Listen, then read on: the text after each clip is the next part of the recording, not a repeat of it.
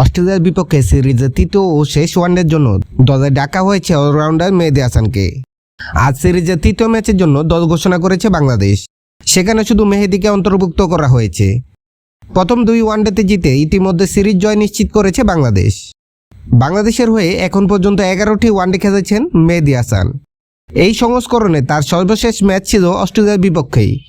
2023 সালের ওয়ানডে বিশ্বকাপে শেষবার জাতীয় দলের জার্সিতে ওয়ানডে খেলেছিলেন শেখ মেহেদী।